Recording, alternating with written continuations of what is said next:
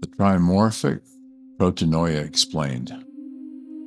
Imagine digging through the desert sand in Egypt and stumbling across a clay jar buried for nearly 1,700 years.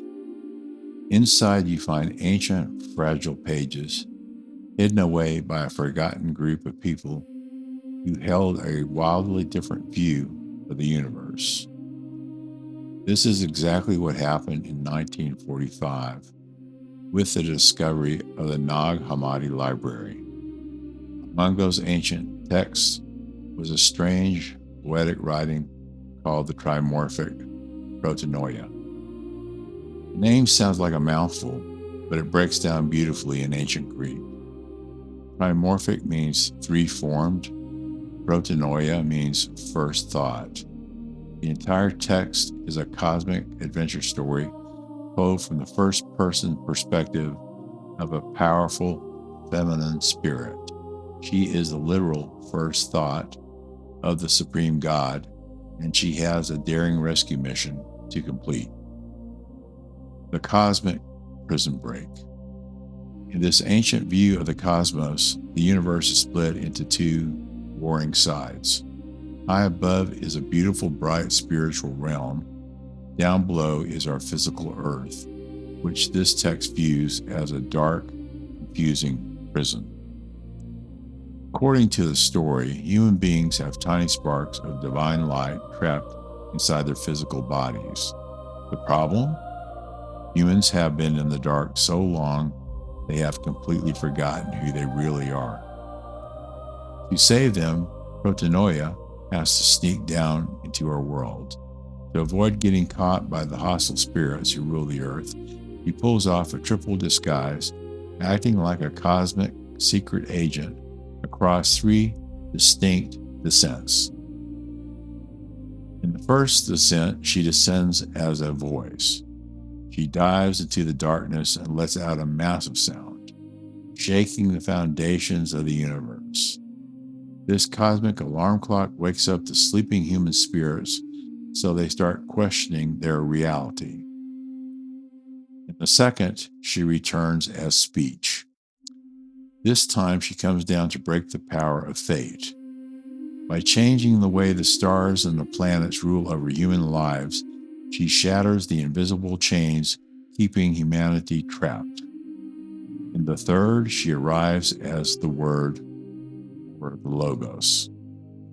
On her final trip, she wears her ultimate disguise. She dresses and talks like an ordinary human. By blending in completely, she slips past the evil rulers of the world unnoticed. While walking among us, she hands human the 5 seals, the spiritual shield that allows a soul to strip off its physical shell and safely fly back to the realm of light when they die. From thought to sound. The author uses a brilliant communication metaphor to show how the divine connects with humanity. Think about how an idea travels from your mind to a friend's ears. First, you have an internal thought, a quiet, unformed idea in your mind. Then you have an audible voice, a raw sound, or in this case, a cosmic alarm, which breaks the silence. Then there is structured speech, sounds turning into patterned, meaningful sentences. And finally, specific words. The final, concrete message, which is delivered directly to the listener. Protennoia evolves through these exact steps, transforming from a hidden, abstract idea to a physical person so humans can finally understand her message. The shadow version of John's Gospel.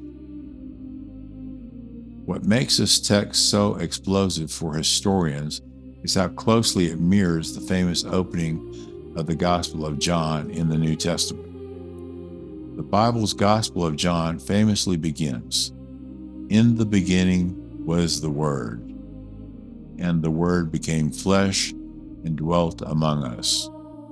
It describes a divine light coming down into a dark world that didn't recognize it. The Trimorphic Protennoia uses almost the exact same poetic phrases, but flips the script with a classic Gnostic twist. The first being the gender flip. In John's Gospel, the divine Savior is strictly masculine, Jesus the Son. In the Protennoia, the Savior is a feminine mother figure before she takes human form. The second one is the worldview.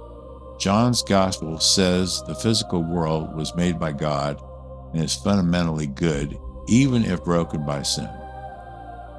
The Protennoia claims the physical world is a mistake, a literal prison built by a flawed lesser spirit. The third being the rescue plan.